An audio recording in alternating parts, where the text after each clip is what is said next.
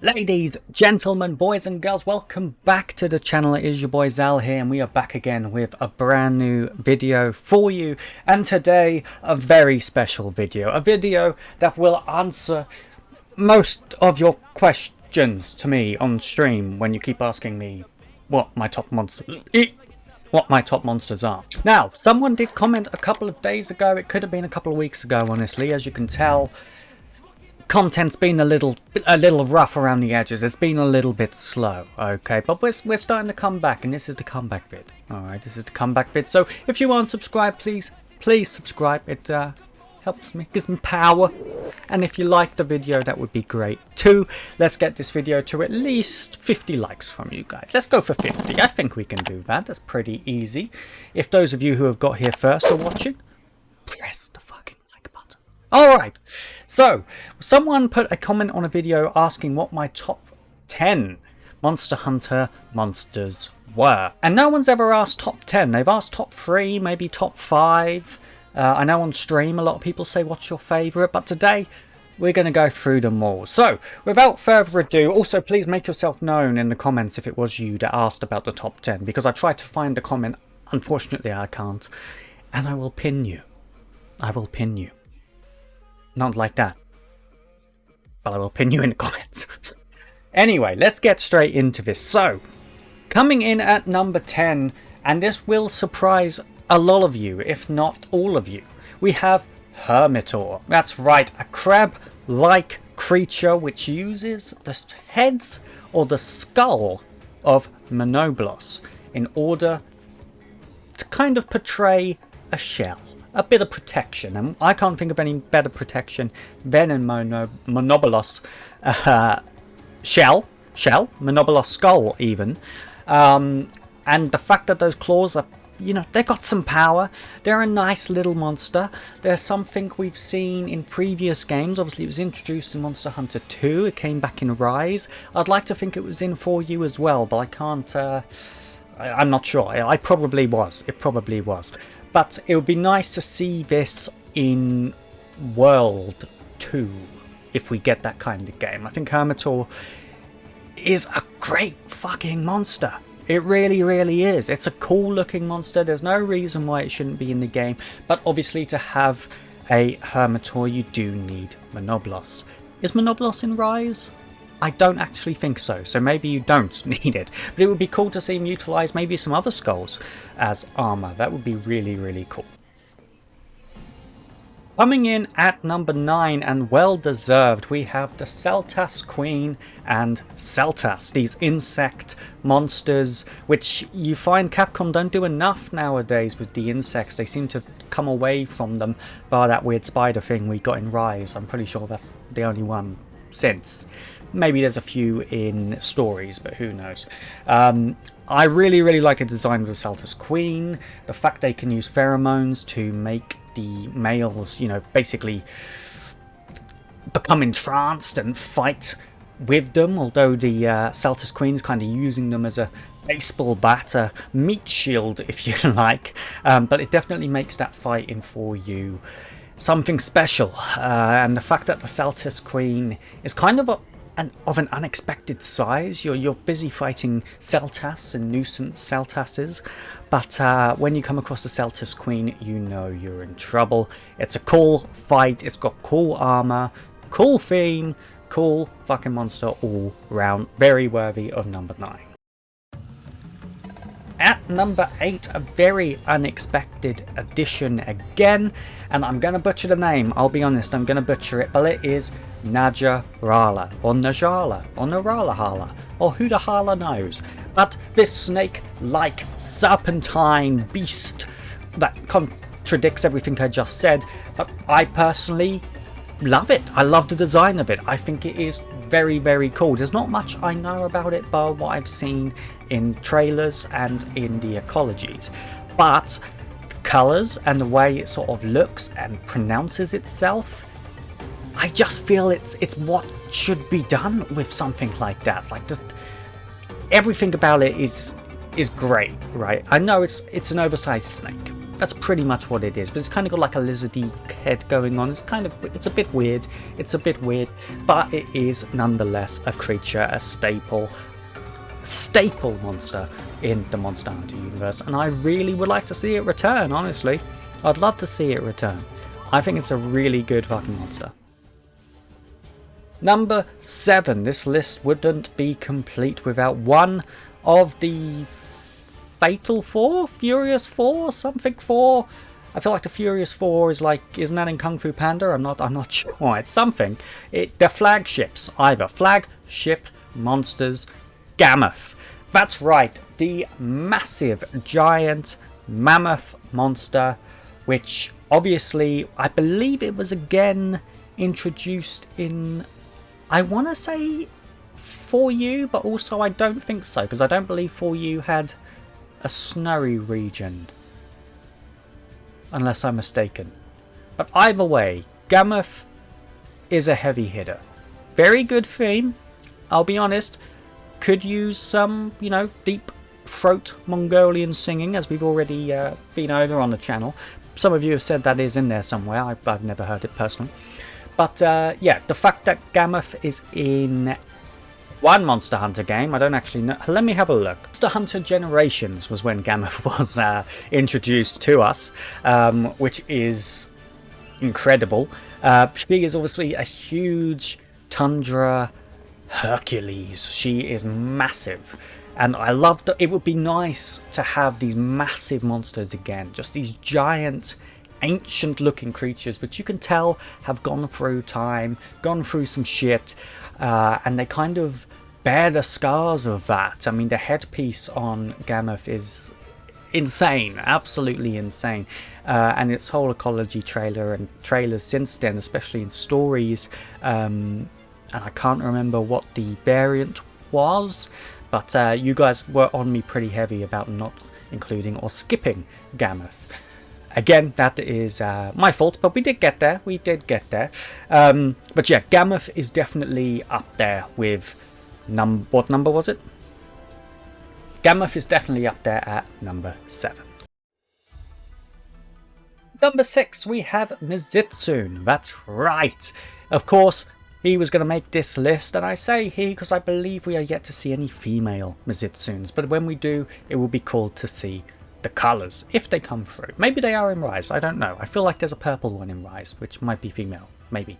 I'm not sure, can't be 100% on that, but Mizutsun is definitely a monster that has to make the list. I mean, if you've been following the channel long enough, you'll know that I really, really love the whole Japanese art style, the Japanese mythologies, just Japan in general, Japanese, we will say.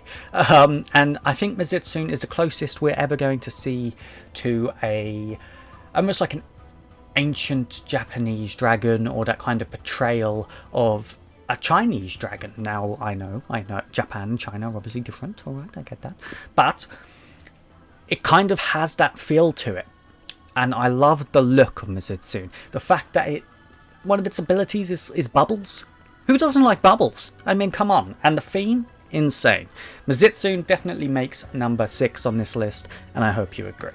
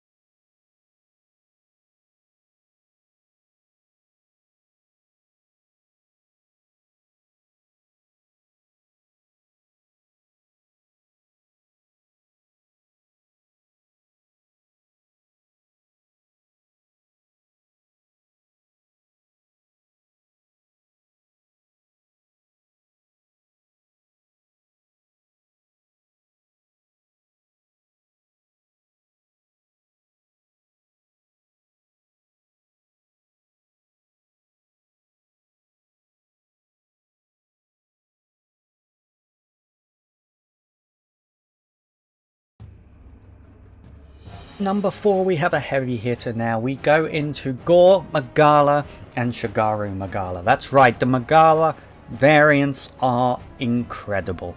Incredible theme, a trademark of what Monster Hunter is and what a lot of your memories of Monster Hunter should be, especially bearing in mind again it was introduced in Monster Hunter 4U as the epitome of strength. It was the main boss that you were constantly trying to fight, scare away, do something with, and when you finally go toe to toe with this beast you realise that it has molted into Shigaru Magala.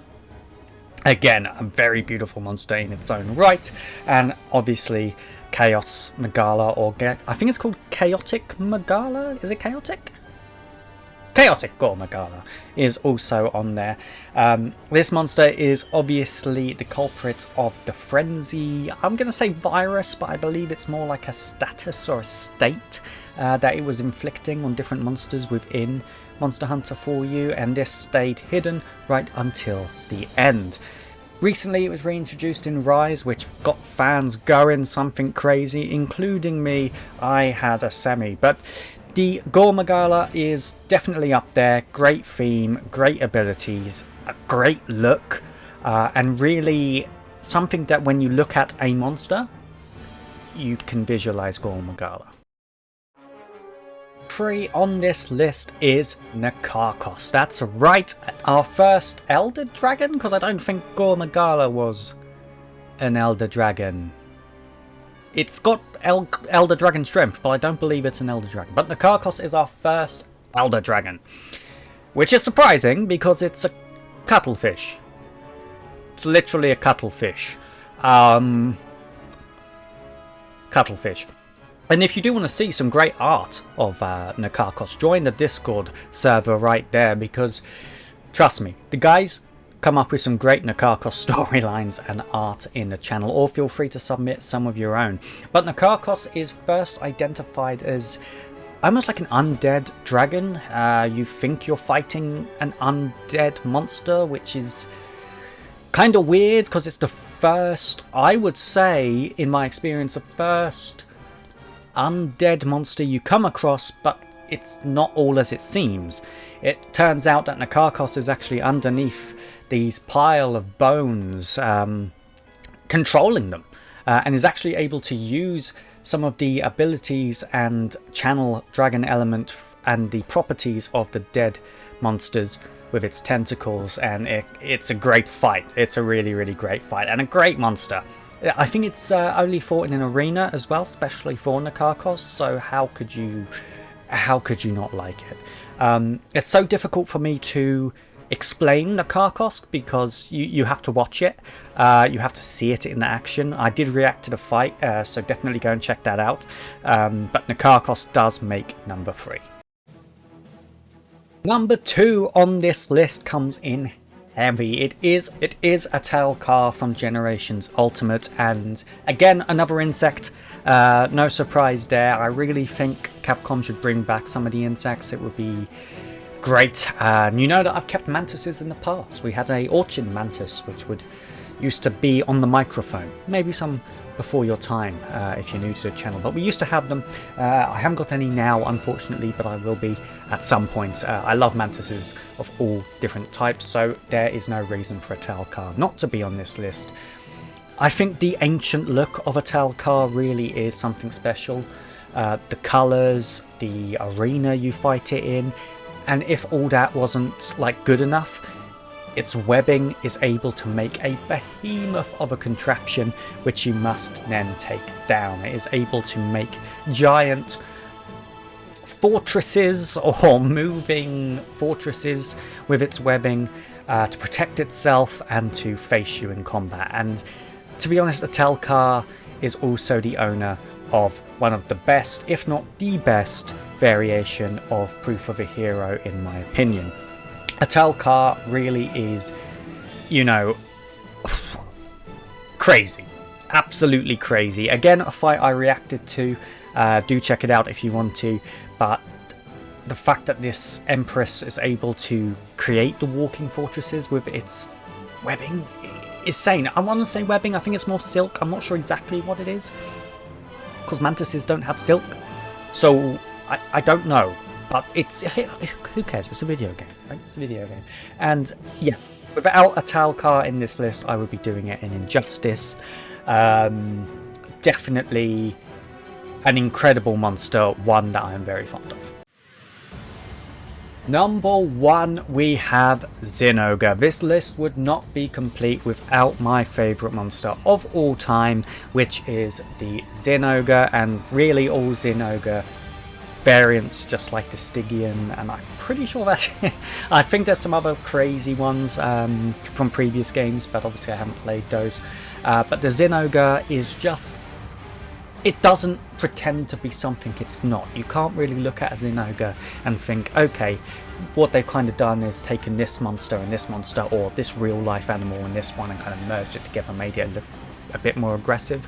Zinogre is very much unique in the fact that it is just an unforgettable monster, a badass intro in world. Its ability to have this symbiotic relationship with the... what are they called? The flies with the... I don't know what they're called, but the lightning bugs that kind of live within its fur, and then that's what gives off the static charge for him to be able to do these crazy thunderous attacks.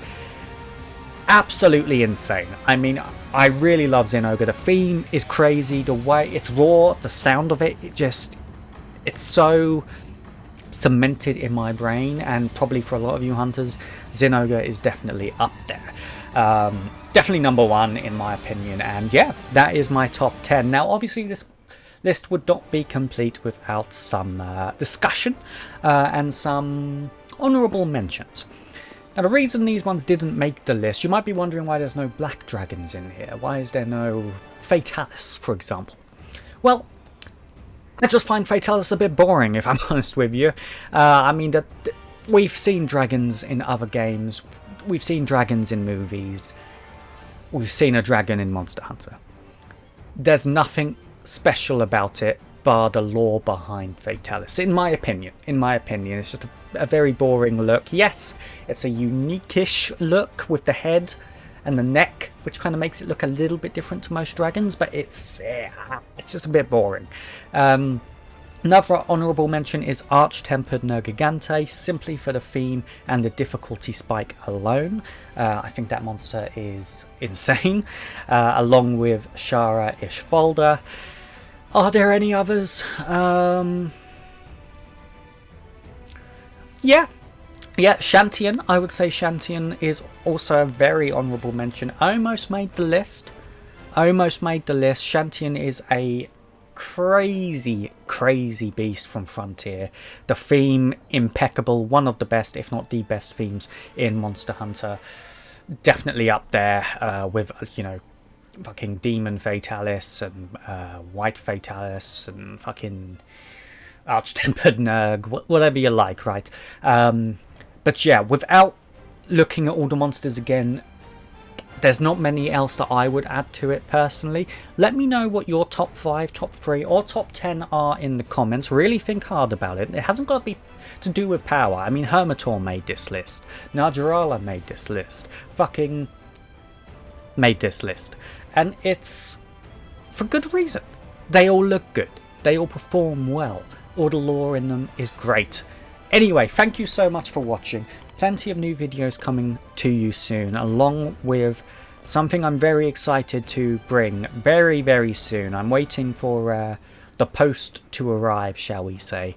And you guys better be ready. But thank you so much. I will see you very soon. Be sure to like the video, subscribe, join the Discord if you haven't.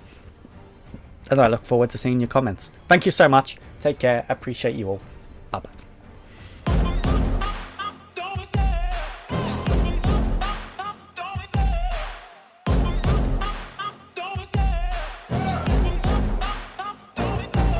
Love the chase and the hunt, and I set the pace when I'm running. I always